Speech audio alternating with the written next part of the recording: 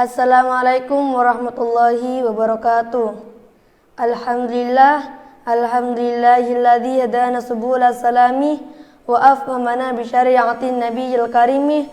Allahumma shalli wa sallim wa barik ala sayyidina Muhammadin wa ala alihi wa ashabihi wat tabi'ina bi ihsani ila yaumiddin. Amma ba'du.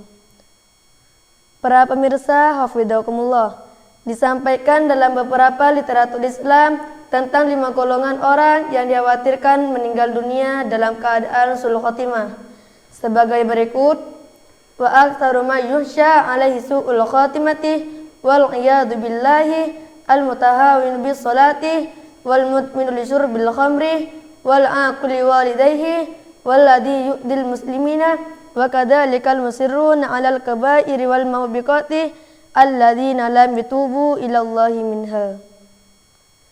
Artinya, para ulama berkata bahwa orang-orang yang paling dikhawatirkan akan beroleh su'ul khatimah, semoga Allah melindungi kita dari hal itu, adalah orang-orang yang suka melalaikan sholat, mereka yang suka minum-minum keras, mereka yang durhaka kepada kedua orang tua, mereka yang suka menyusahkan atau menzalimi muslim lainnya, dan mereka yang terus-menerus melakukan perbuatan dosa besar, berbagai kekejian dan tidak mau bertobat.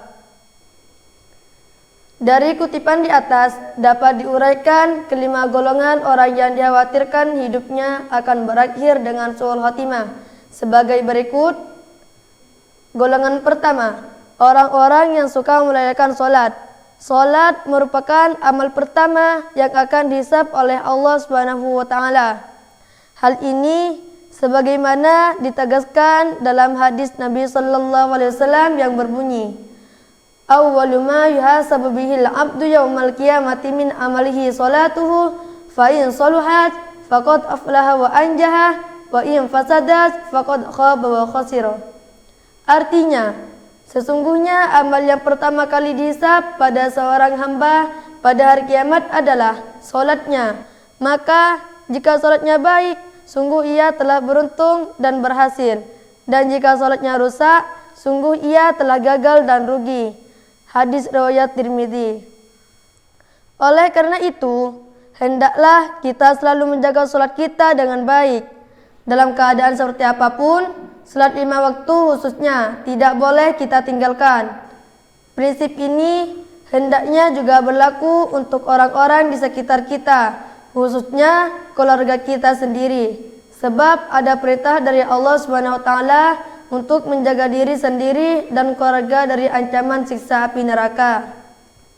Salat menjadi hal utama untuk bisa selamat dari api neraka. Maka barang siapa ibadah salatnya sangat buruk, dikhawatirkan hidupnya akan berakhir dengan su'ul khatimah. Para pemirsa hafizakumullah, golongan kedua, mereka yang suka mengonsumsi minuman keras. Minum keras hukumnya haram. Hal ini sebagaimana ditegaskan dalam hadis Nabi yang diriwayatkan oleh Muslim sebagai berikut: kullu muskirin khamrun wa kullu khamrin haramun. Artinya, semua yang memabukkan adalah khamr dan semua khamr adalah haram. Para pecandu minuman keras disebut juga para pemabuk. Mereka tidak hanya membahayakan dirinya sendiri, tetapi juga orang lain. Sering kita mendengar kecelakaan lalu lintas akibat pengendara mabuk. Sering pula kita mendengar atau membaca berita-berita di media bahwa seseorang tewas akibat ditikam dengan pisau oleh seorang mabuk. Perkembangan sekarang menunjukkan bahwa tidak hanya minuman keras saja yang membahayakan kesehatan mental manusia, tetapi juga penyalahgunaan obat-obat bius atau yang dikenal dengan narkoba. Hukum mengonsumsi narkoba sama dengan minum minuman keras, yakni sama-sama haram. Maka barang siapa tidak bisa berhenti dari konsumsi minuman keras dan penyalahgunaan narkoba, dikhawatirkan hidupnya akan berakhir dengan su'ul khatimah. Para pemirsa hafizakumullah, golongan ketiga, mereka yang durhaka kepada kedua orang tua. Durhaka kepada kedua orang tua hukumnya haram dan termasuk dosa besar setelah syirik. Hal ini sebagaimana dijelaskan dalam hadis Rasulullah SAW dan diriwayatkan dari Anas sebagai berikut. Su'ilah Rasulullah SAW anil kabair qala al-isyraku billah wa uququl walidaini wa qatlun nafsi wa syahadatuz zuri. Artinya, Rasulullah SAW ditanya tentang dosa-dosa besar. Beliau menjawab, menyekutukan Allah, durhaka kepada kedua orang tua, membunuh seseorang, dan kesaksian palsu. Sangat masuk akal, perbuatan durhaka kepada orang tua, khususnya terhadap ibu, merupakan dosa besar. Hal ini disebabkan karena kelahiran anak manusia ke dunia ini melalui mereka dengan segala jerih payah, risiko, dan tanggung jawab dunia akhirat yang sangat berat. Perintah berbakti kepada kedua orang tua merupakan wasiat dari Allah SWT, sebagaimana ditegaskan di dalam Al-Quran, surah Luqman ayat 14 sebagai berikut. Wawasainal insana biwalidayhi hamalatu ummuhu wahnan ala wahni wa fisaluhu fi amain anishkurli waliwalidayik ilayyal masir. Artinya, dan kami perintahkan kepada manusia agar berbuat baik kepada orang tuanya.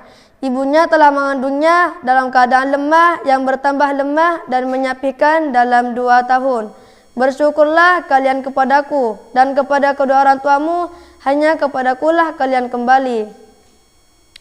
Oleh karena itu, jika seseorang selalu durhaka kepada kedua orang tua dan tidak mau menerima nasihat dari siapapun untuk berbakti kepada keduanya, maka anak atau orang seperti itu dikhawatirkan hidupnya akan berakhir dengan su'ul khatimah.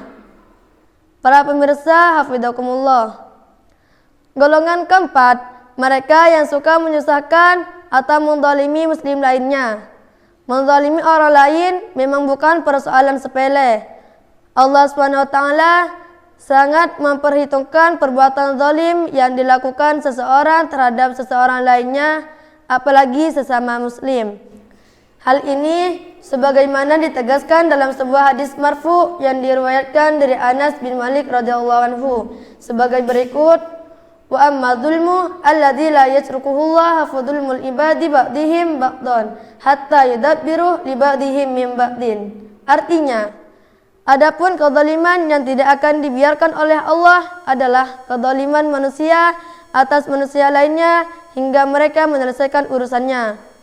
Di antara perbuatan-perbuatan zalim manusia kepada manusia lainnya adalah sebagaimana disebutkan dalam sebuah hadis Rasulullah yang diriwayatkan dari Abu Hurairah tentang berbagai kezaliman yang dapat mengakibatkan kebangkrutan di akhirat, yakni mencaci maki orang lain, menuduh atau memfitnah orang lain, memakan harta orang lain atau korupsi, menumpukan darah orang lain dan memukul orang lain. Oleh karena itu, jika seseorang selalu menzalimi orang lain tanpa bisa diingatkan oleh siapapun supaya berhenti, maka orang seperti itu dikhawatirkan hidupnya akan berakhir dengan su'ul khatimah. Para pemirsa, hafizakumullah. Golongan kelima, mereka yang terus-menerus melakukan perbuatan dosa besar, berbagai kekejian dan tidak mau bertobat. Kita sering mendengar istilah molimo dalam bahasa Jawa yang maksudnya adalah perbuatan dosa dengan inisial 5M, yakni 1. Madon, berzina atau main perempuan. 2. Mendam, mabuk-mabukan. 3. Main berjudi. 4. Badat, mencandu narkoba. Dan 5. Maling, mencuri atau korupsi. Kelima hal ini merupakan perbuatan maksiat yang keharamnya sangat jelas ditunjukkan di dalam Al-Quran. Dalil tentang haramnya berzina ada di dalam surah Al-Isra ayat 32 berbunyi, wala taqrabuz zina innahu kana fahisyatan wa sa'a sabila. Dan janganlah kamu mendekati zina, sesungguhnya zina itu adalah suatu perbuatan yang keji dan suatu jalan yang buruk.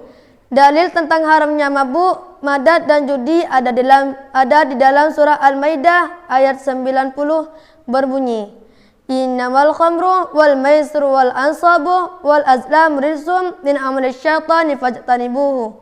Hai orang-orang yang beriman, sesungguhnya meminum khamr, berjudi, berkorban untuk berhala, mengundi nasib dengan panah adalah termasuk perbuatan syaitan. Maka jauhilah perbuatan-perbuatan itu. Sedang dalil tentang haramnya mencuri ada dalam surah Al-Baqarah ayat 188 berbunyi, wala ta'kulu amwalakum bainakum bil batil. Dan janganlah sebagian kamu memakan harta sebagian yang lain di antara kamu dengan jalan yang batil. Oleh karena itu, barang siapa selalu melakukan dosa-dosa seperti tersebut di atas tanpa bisa diingatkan oleh siapapun supaya bertobat, maka orang seperti itu dikhawatirkan hidupnya akan berakhir dengan su'ul khatimah.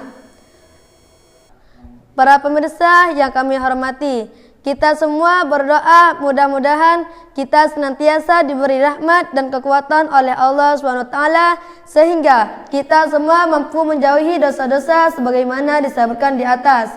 Siapapun dari kita tentu menginginkan dan selalu memohon kepada Allah SWT dengan tiada henti agar kita semua diberinya husnul khatimah dan dijauhkan sejauh-jauhnya dari su'ul khatimah. Amin amin ya rabbal alamin. Ja'alana Allah wa iyyakum minal faizin al aminin wa adkhalana wa iyyakum fi zumrati ibadihil mu'minin. Wassalamualaikum warahmatullahi wabarakatuh.